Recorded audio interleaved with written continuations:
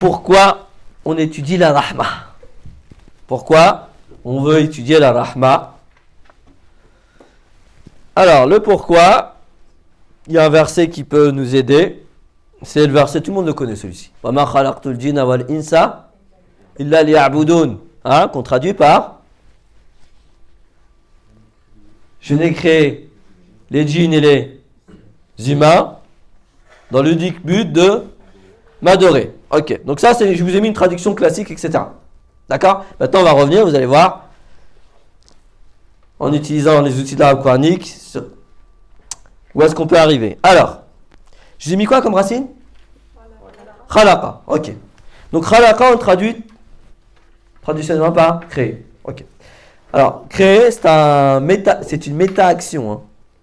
On est d'accord? Créer, c'est une méta-action. En fait, c'est une action qui est elle-même composée de plusieurs actions. À moins que vous pensez que quand Dieu il crée, en fait, c'est comme, vous savez, le magicien là, qui a son chapeau et sa baguette magique. À un moment donné, Dieu il dit, tiens, je vais créer l'univers. Et puis, avec un petit coup sur le chapeau, il y a l'univers, la galaxie qui se crée, puis etc.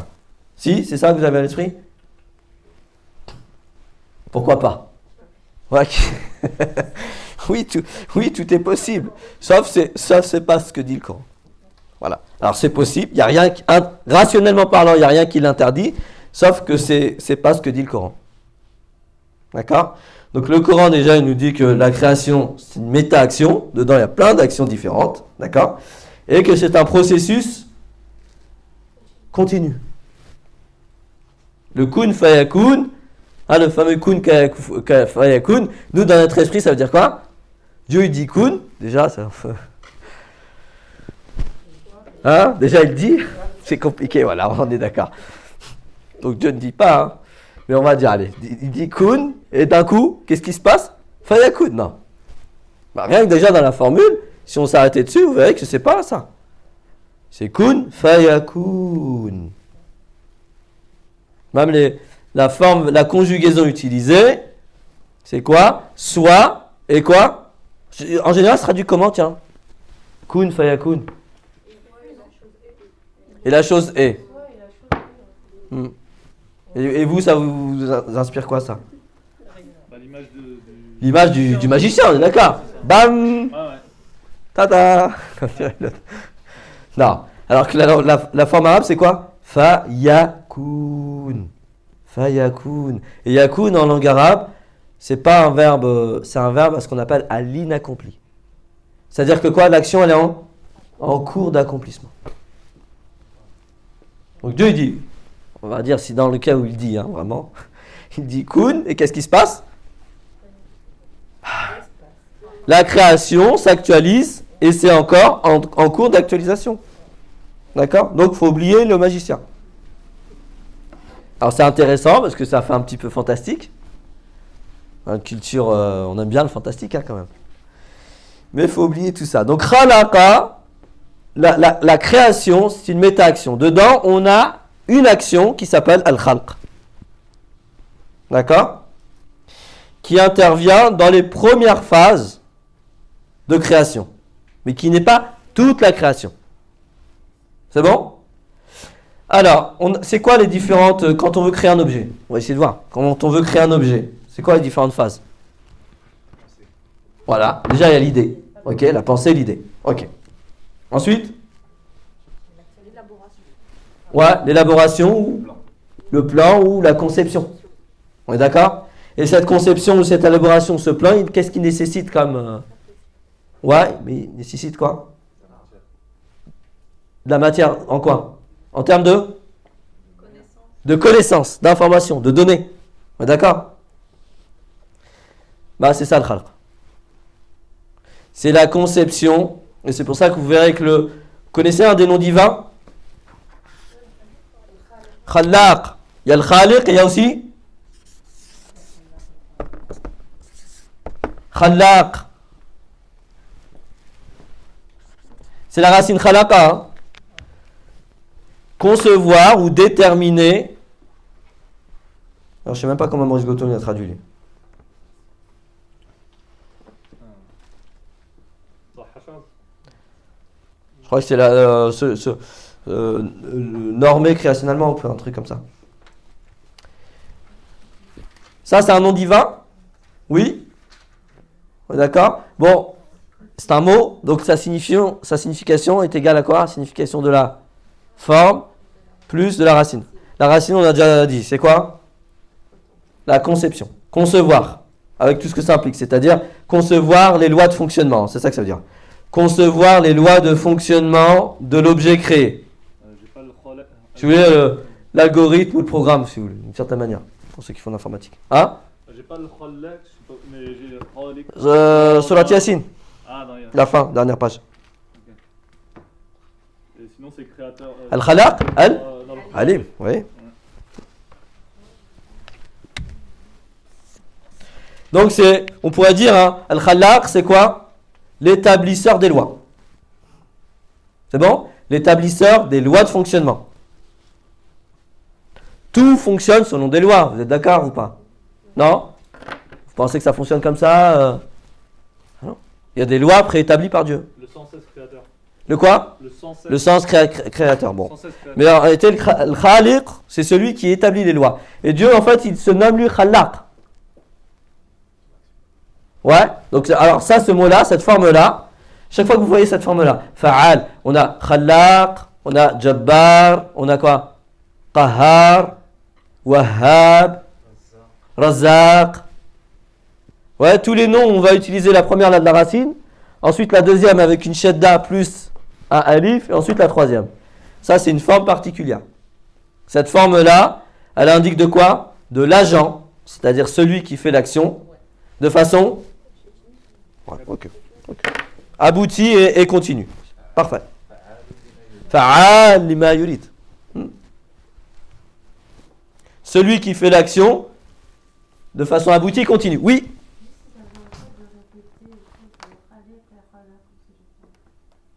Que je répète quoi? Excusez-moi, j'étais pas. Le sens, en fait, vous avez dit là, de Khaliq et de Khaliq. J'avais dit sens. J'avais donné une... Alors. Ouais. Oui, oui, voilà. Je vais donner la signification de khalaqa. Ça veut dire établir la loi de fonctionnement. D'accord? Là où les lois de fonctionnement. Khallaq, c'est celui qui quoi? Qui établit de manière aboutie et continue les lois de fonctionnement. D'accord? Et bien ce nom attribut du divin, il est toujours avec un seul nom dans le Coran. C'est quoi? Al-Khallaq ou Al-Alim. L'omniscient. Ah ouais? Parce que vous ne pouvez pas établir des lois si vous ne connaissez pas quoi? Si vous ne savez pas tout. Tous les paramètres. C'est pour ça que les créations humaines, elles sont toujours quoi? Hein? C'est limité. Voilà. Bah, enfin oui, par nature on est imparfait, mais c'est surtout limité. C'est pas abouti parce que on n'arrive pas à établir des lois de fonctionnement qui soient vraiment optimales, abouties, comme on voudrait. Mais on arrive à un certain degré. Hein. C'est pour ça que voilà, toujours les créations sont toujours limitées. C'est l'idée de limitation en fait, ce qui caractérise les créations humaines. Mais en réalité, c'est le même processus. Hein. Nous sommes à l'image de Dieu. Hein. L'humain, il est à l'image de Dieu. Donc, quand il veut créer, il établit les lois de fonctionnement de l'objet qu'il veut créer. Et ça nécessite beaucoup de connaissances, de données. Si vous n'avez pas de données, des paramètres,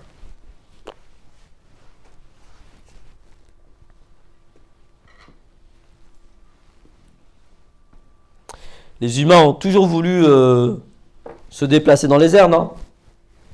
C'est vieux comme le monde, ça. Ok. Ils ont fait comment? Ouais, ils ont observé l'oiseau. Donc ils se sont dit déjà, il faut qu'on ait quelque chose qui ressemble à l'oiseau. Parce que la forme de l'oiseau est parfaite pour pouvoir faire ce qu'on a envie de faire. Ok, ensuite. Bah, oui, non mais, ils ont essayé de comprendre toutes les lois.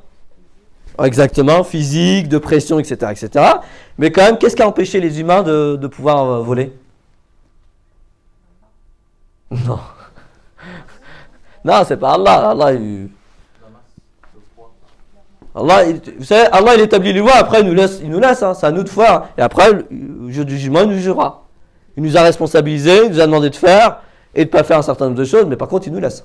Si vous ne voulez pas faire ou faire. Ah, d'accord. Ok. Donc, oui, mais dans ce sens-là, mais je veux dire, Allah, il n'empêche pas de faire des choses. C'est toi qui n'as pas la science. Mais c'est pas Allah qui veut t'empêcher d'avoir la science. Dieu nous donne la capacité de chercher, d'apprendre, de comprendre, d'avoir la science. Et l'humain, par ses propres limitations, il accède au fur et à mesure à la science. Donc Dieu, il a donné à Adam, notre père, la capacité justement de savoir tout ce qui est possible de savoir pour un humain. Par contre, qu'est-ce qui empêche l'humain de savoir? C'est ces moyens qui sont limités. C'est pour ça que le savoir, il est cumulatif. Les générations, aujourd'hui, on profite du savoir des générations passées et et même on les dépasse. On va plus loin. On continue le chemin. L'humain est en perpétuel cheminement vers le savoir. Ce qui l'intéresse, c'est quand même de savoir, de comprendre le monde, etc. Donc, ce qui a empêché, et là, c'est là où je vais vous rejoindre, les humains de voler, c'est qu'ils n'avaient pas encore découvert ce matériau un matériau spécifique qui va leur permettre de voler. C'est quoi? En même temps léger et en même temps solide. Soit c'était trop lourd, ou soit c'était pas assez solide. Matériaux, alors je sais pas, c'est quoi qu'on utilise pour les... Pour les avions? C'est pas du fer, on est d'accord. C'est un type de matériau, j'ai oublié le nom. Ouais, voilà. C'est-à-dire un matériau qui soit en même temps solide et en même temps léger, parce que s'il est trop lourd,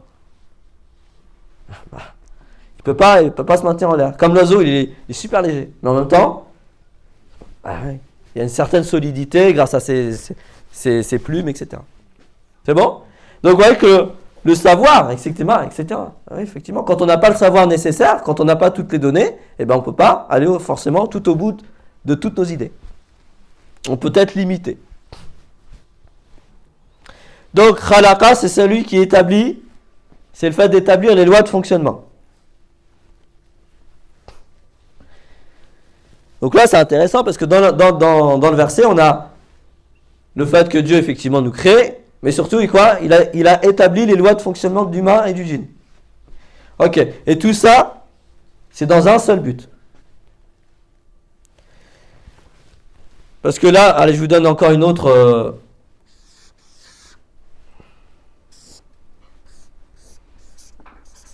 Cette forme-là, ma illa. D'accord? Donc, si vous voulez, lorsque vous avez... Ça, c'est quoi, ça? Ma, ou bien, on va dire, c'est quoi, ça? Négation.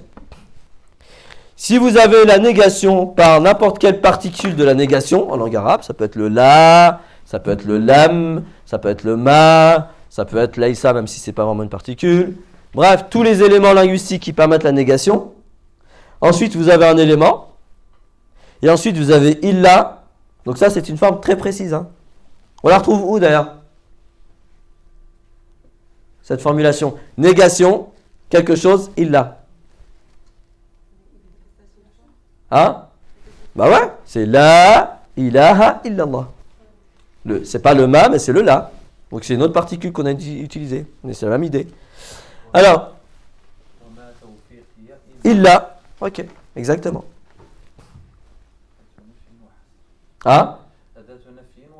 Ouais. Donc ça indique de quoi? L'exclusivité restrictive. D'accord? Ça veut dire que quoi? Que la raison d'être de ça, c'est uniquement ce qu'il y a derrière. C'est bon? L'exclusivité restrictive. Donc le seul et unique but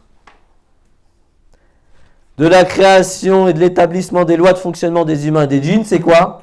Al-ibada. Et ça nous amène à la deuxième racine. C'est bon? La deuxième racine, c'est quoi? C'est abada. Si je veux trop vite, vous me le dites. Ça va? C'est bon? Ok. L'exclusivité restrictive. Abada. Alors je sais, pour vous, ça veut dire adoration. C'est quoi l'adoration? C'est l'action. Ouais, c'est vrai, c'est une action. Maintenant, je lâche plus une action. Ah bah oui, mais c'est vrai que maintenant, si vous dites à chaque fois c'est une action, vous avez toujours juste. Bah oui, mais c'est vrai. Donc là, on est dans une description par le méta. Ibada, c'est l'action, ok. Mais encore. Non, l'adoration, effectivement, c'est quoi sa définition? On a effectivement que ce soit une action. Hein? Non. C'est d'être en... Je parle maintenant en langue française, hein? Parce que vous traduisez ibada par adoration. aimer. C'est aimer. Un degré plus fort. Ouais, c'est aimer fortement une chose. C'est pas comme aimer le chocolat, par exemple. C'est vraiment aimer... Parce que des fois, on dit j'adore le chocolat, mais en fait, c'est pas ça. C'est ça. Bah, moi, si, hein. J'assure. Bah, moi, j'ai mis 3 petites boules là, de chocolat en discretos. Non, mais non. En langue arabe, en langue française, vous pouvez dire j'adore le chocolat. Moi, d'ailleurs, j'adore le chocolat. Pourquoi? Parce que c'est quelque chose que j'aime plus que d'autres choses. J'aime la bonne cuisine, mais j'adore le chocolat. Ça se tient. En fait, ce que je veux dire, c'est que dans le sens premier d'adoration, il n'y a pas l'idée de culte, de vouer un culte à. C'est vraiment l'idée d'aimer fortement quelque chose. Du coup, c'est pas... Ah bah on est d'accord. Ah bah voilà. Bah vous voyez, c'est pas ça. Abada, ça veut pas du tout dire aimer. En langue arabe. Quand vous dites aimer fortement, vous parlez de la signification en langue française. Ah bah oui, en langue française, ouais. Abada, c'est obéir, En langue française. Hein? obéir aveuglément. Pour Abada? Non, on va revenir aux significations vraiment du moment coranique. Ouais. Parce que je sais qu'il peut y avoir ça dans la tête. Soumission, obéir aveuglement, Servir. Ouais. Ah, servir. Oui, par contre, ça c'est bon. Abada, ça veut dire servir, c'est-à-dire être au service de. Ok. Mais il n'y a pas forcément l'idée de quoi? D'humiliation ou de subordination. Pas forcément. Servir. Vous ne servez pas des gens, vous? Ça ne vous arrive pas d'être au service d'eux? Bah ouais, vous avez l'impression d'être en subordination, d'être aliéné? Non, pas forcément. Là, aujourd'hui, je suis venu en tant que serviteur. Hein. Je suis venu en tant que serviteur et je partage avec vous mes connaissances que j'ai sur certains éléments linguistiques qui permettent de comprendre en profondeur le Coran. Je me présente à vous en tant que serviteur. Je n'ai pas l'impression d'être aliéné ou en position de subordination. Vous voyez, servir, c'est apporter un service. C'est bon? Donc, effectivement, la signification de abada en langue arabe, il y a l'idée de service, être au service d'eux. D'accord? Ou, ça veut dire la même chose, mais c'est dit autrement, être la main de l'œuvre d'eux. Je préfère dire ça parce que quand je dis être la main d'œuvre, aujourd'hui, main d'œuvre, c'est péjoratif. Vous êtes d'accord? Non, être la main de l'œuvre de quelqu'un.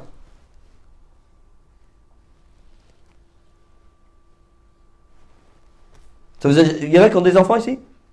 Ouais. Des fois, vous dites quoi? Va acheter le pain aux enfants. Bah ouais. Bah oui. Bah donc c'est leur demander de quoi? D'être la main de l'œuvre d'eux. On ne peut pas tout faire dans la vie. Donc des fois, on a besoin, entre guillemets, de petites mains. Petites, pas dans le sens péjoratif. Voilà. Donc c'est ça, ça veut dire abada, c'est être la main de l'œuvre d'eux. Ok? Ou bien être l'outil, l'instrument d'eux. L'outil, l'instrument d'eux. Dans le sens noble du terme.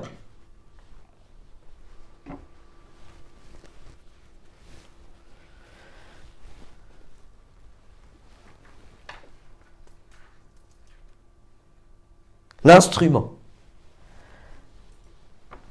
Alors moi, celle que je préfère, même si j'aime bien toutes ces significations, j'en ai 2 préférées. L'une, c'est être la main de l'œuvre d'eux. Et la deuxième, c'est être l'instrument d'eux. Je vais expliquer pourquoi. Alors, un instrument maintenant. C'est quoi un instrument? Je vais essayer de bien l'écrire. C'est quoi un instrument? Un outil. Ok, ouais, mais c'est quoi? Ok, donc c'est le moyen par lequel se fait. C'est la condition sine qua non par lequel se fait. Vous connaissez une action qui peut se faire sans outil? Sans instrument? une action où on n'a pas besoin d'outils ni d'instruments?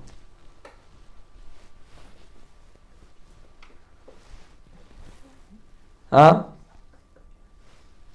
Ça existe ou pas? Bah non, ça n'existe pas. Toute action nécessite un outil, un instrument. Je veux dire, même Dieu fait ça. Hein? Par l'intermédiaire, mais on va dire ontologiquement parlant. Vous savez, connaissez peut-être la tradition dans laquelle il dit que la première chose que Dieu crée, c'est quoi? Le qalam. Ah ouais. Il crée l'instrument. Et ensuite, il dit à l'instrument de quoi? D'exprimer tout ce qui va. Le qalam, c'est plus que. C'est l'outil de création, hein, chez Dieu. Ça veut dire ce que ça veut dire, quand même. Il crée d'abord al-qalam, qui est un outil très intéressant, parce qu'il y a vraiment le côté symbolique de l'outil de l'instrument. Et ensuite, tout le reste est créé. Donc, toute action nécessite un instrument, parce qu'effectivement, l'instrument, c'est quoi? C'est le moyen qui permet à l'action de s'actualiser, de se réaliser, de s'accomplir. Ok. Donc, on va dire autrement, l'instrument, c'est ce qui va impulser l'action. C'est ce qui va déclencher l'action. Ça, c'est au niveau de l'action. Ça, c'est le lien entre instrument et action. D'accord? Le lien entre instrument et action, c'est que l'action, l'instrument, est ce qui va permettre d'impulser, de déclencher l'action. Ok. Mais qui dit action, dit quoi?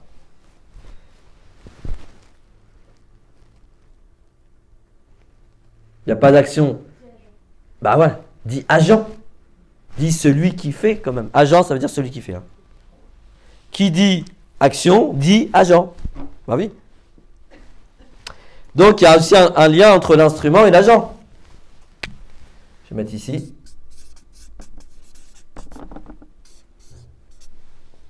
Alors c'est quoi à votre avis le lien entre l'instrument et l'agent? On a dit l'instrument, entre l'instrument et l'action, l'instrument permet de déclencher, d'impulser l'action. Ok. Maintenant par rapport à l'agent.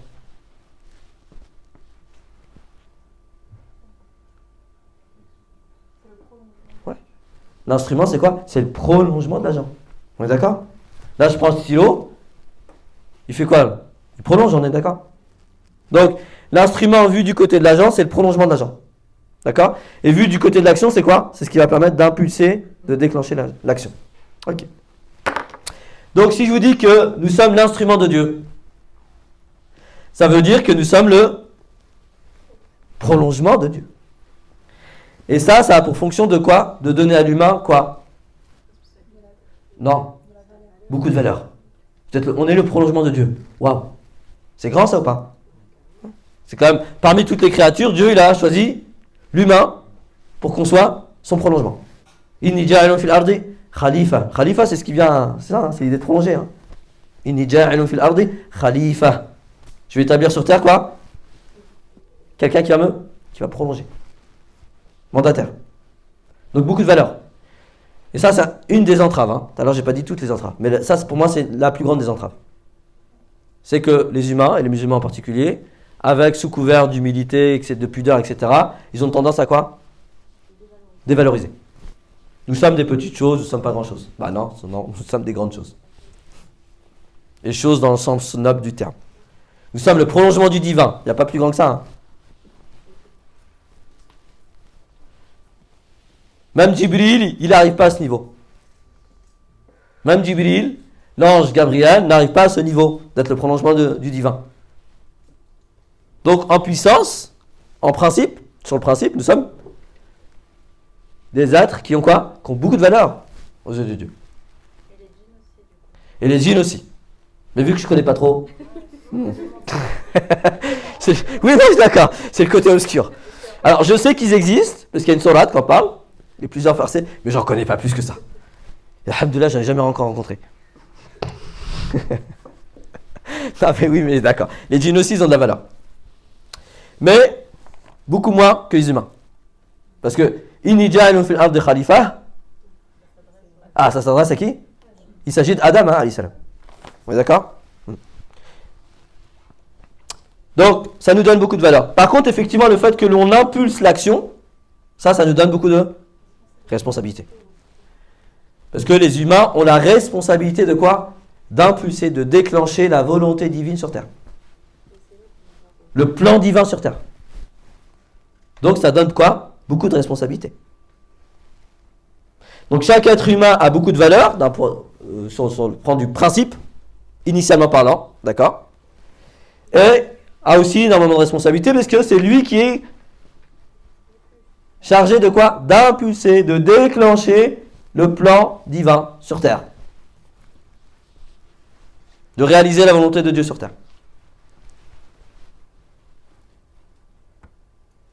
Donc c'est ça, c'est entre valeur et responsabilité. Vous voyez?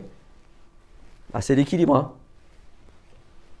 Et aujourd'hui, malheureusement, nous sommes dans quoi? Dans la dévalorisation. Petite chose. Voilà, on est petit.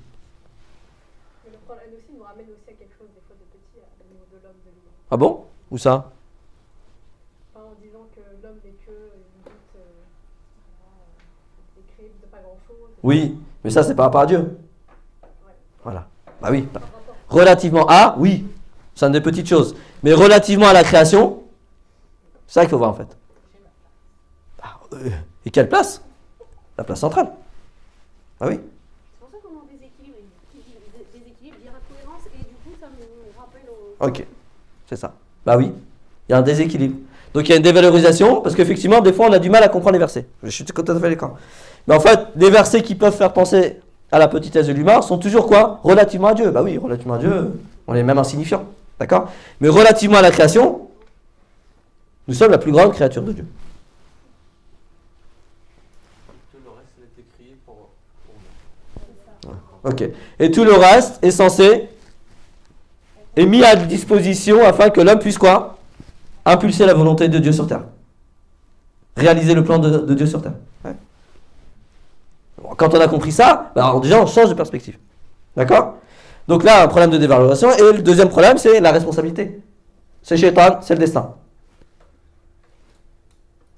Ah, quand on dit ça, et nous, on est où là? Non, c'est pas nous. En fait, c'est comme si on était des témoins. On doit témoigner.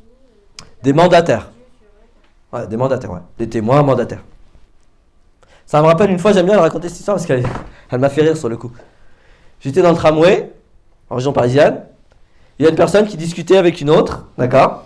Qui faisait la discussion, donc qui faisait du lien, c'est bien, humain et tout. Et à un moment donné, elle s'est rendue compte que quoi? Elle a loupé son arrêt. Donc elle a dit, ah bah c'est vraiment le destin, hein, c'est le destin.